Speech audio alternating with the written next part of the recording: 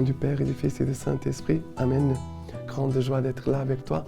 On est mercredi 4 septembre. Et aujourd'hui, nous célébrons Saint Joseph.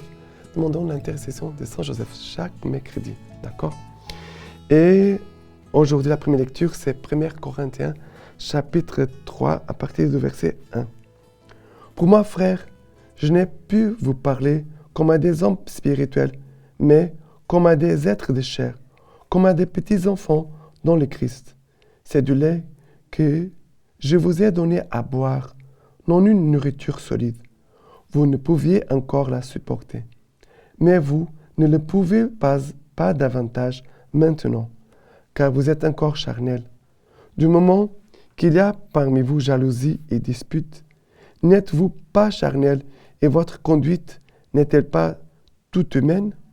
Lorsque vous dites l'un, moi je suis Paul, et l'autre, moi Apollos, n'est-ce pas là bien humain? Qu'est-ce que donc Apollos? Et qu'est-ce que Paul? Des serviteurs par qui vous avez embrassé la foi, et chacun d'eux, selon ce que le Seigneur lui a donné. Moi, j'ai planté, Apollos a arrosé, mais c'est Dieu qui donnait la croissance. Ainsi donc, ni celui qui plante n'est quelque chose, ni celui qui arrose, mais c'est lui qui donne la croissance, Dieu.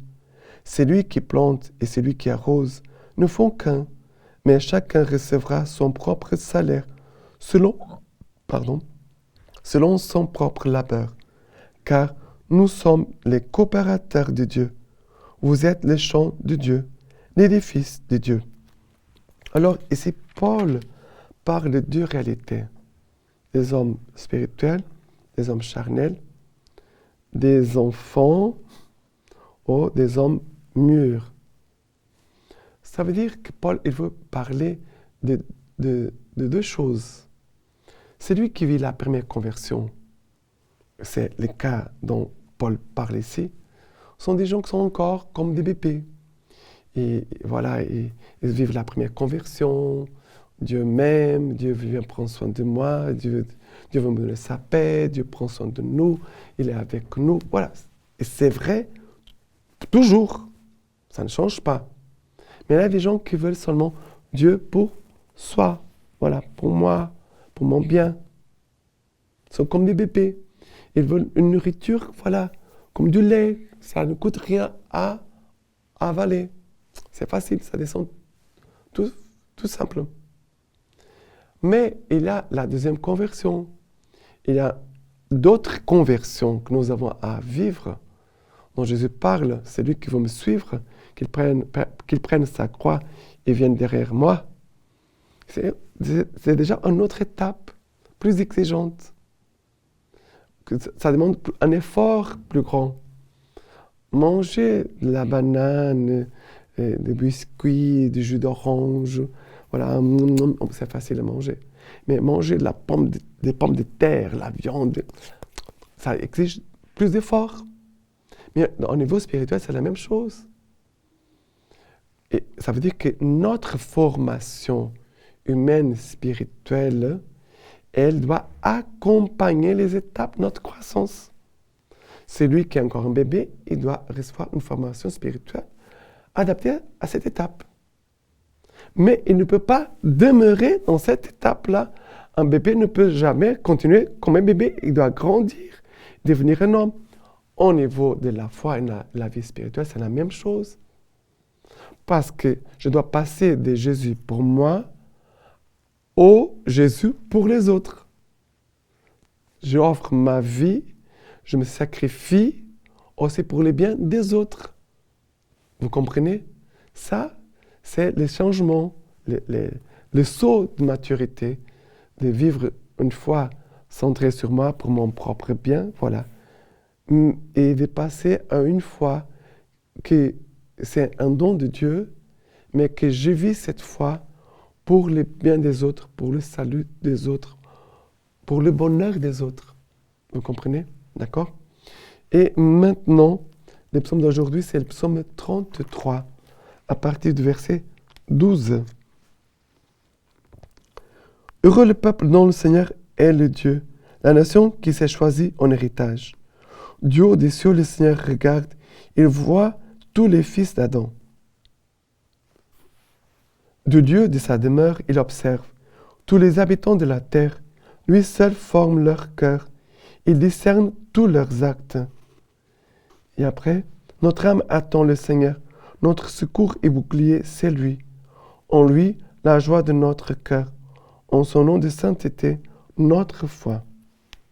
Alors, ici, il nous dit, heureux le peuple dont le Seigneur est le Dieu, la nation qui s'est choisie en héritage.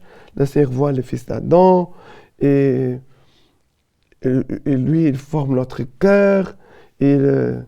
Voilà, en lui, la joie de notre cœur. En son nom de sainteté, notre foi. Tout ici, c'est merveilleux. Mais ici, nous voyons beaucoup l'amour de Dieu pour nous, oui. Mais nous devons aussi passer à voir l'amour de Dieu pour les autres. Non pas seulement de voir l'amour de Dieu pour moi, ou l'amour de Dieu pour moi, mais de vivre l'amour de Dieu pour les autres. Ça, la croix, c'est la frontière qui fait changer qui déclenche notre croissance. C'est la croix. C'est la croix. D'accord? Et maintenant, l'évangile, c'est Luc, chapitre 4, à partir du verset 38. Partant de la synagogue, Jésus entra dans la maison de Simon. La belle-mère de Simon était en proie à une forte fièvre, et ils les prièrent à son sujet. Se penchant sur elle, il menaça la fièvre, et elle la quitta. À l'instant même, se levant, elle les servait. Au coucher du soleil, tous ceux qui avaient des malades atteints de maux divers le lui amenèrent, et lui, en posant les mains à chacun d'eux, il les guérissait. D'un grand nombre aussi sortaient des démons qui vociféraient en disant « Tu es le Fils de Dieu ». Mais, les menaçant, il ne leur permettait pas de parler parce qu'ils savaient qu'il était le Christ. Le jour venu, il sortit et s'y rendit dans un lieu désert. Les foules le cherchaient et, l'ayant rejoint, elles voulaient le retenir et l'empêcher de les quitter. Mais il leur dit, aux autres villes aussi, il me faut annoncer la bonne nouvelle du royaume de Dieu, car c'est pour cela que j'ai été envoyé. Et il prêchait dans les synagogues de la Judée. Alors nous voyons ici plusieurs moments de maturité. La belle-mère de Simon-Pierre, elle est guérie. Aussitôt, elle se leva et se mit à les servir. L'attitude de celui qui est mûr dans la foi, qui est mûr spirituellement, il vit pour les services des autres. Ne veut pas être servi, mais veut servir les autres.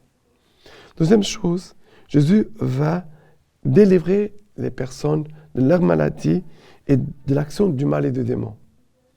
Jésus, ici, il établit le royaume de Dieu dans le cœur. Par sa présence, par son action, par sa parole.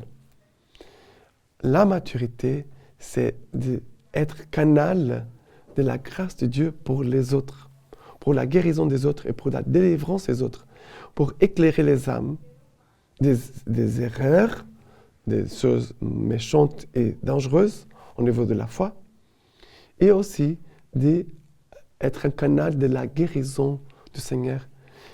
Il ne faut pas dire, voilà, j'ai un don spécial. Non, chaque chrétien, par son baptême, par sa vie eucharistique, par la foi, par la parole qu'il reçoit, par la nourriture solide qu'il reçoit de la part de l'Église, il est déjà en présence du Christ dans la vie des autres. Et c'est le Christ qui va agir. Même si nous ne voyons rien, même si nous ne rendons même pas compte.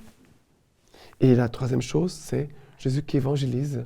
C'est lui qui est un homme spirituel. Il est missionnaire. Voilà les actions de maturité. Et maintenant, la lecture patristique d'aujourd'hui, d'Origène. nous dit ceci, détruisez le temple et en 3 jours je le relèverai. Les hommes charnels et amis des réalités sensibles me semblent désignés ici à travers les Juifs. Ceux-ci sont irrités parce que Jésus a chassé ceux qui, par leur activité, faisaient de la maison de son Père une maison de trafic. Le Sauveur va unir en une seule parole ce qui concerne le temple et ce qui concerne son propre corps.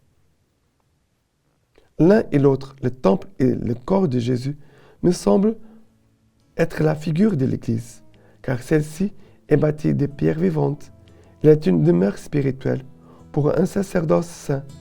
Elle est construite sur les fondations qui sont les apôtres et les prophètes, avec pour pierre angulaire le Christ Jésus. Elle est donc en toute vérité qualifiée de temple. Maintenant, je vous laisse la bénédiction par les mains toutes pures de la Vierge Marie. Que Dieu Tout-Puissant vous bénisse et vous garde, le Père, le Fils et le Saint-Esprit. Amen.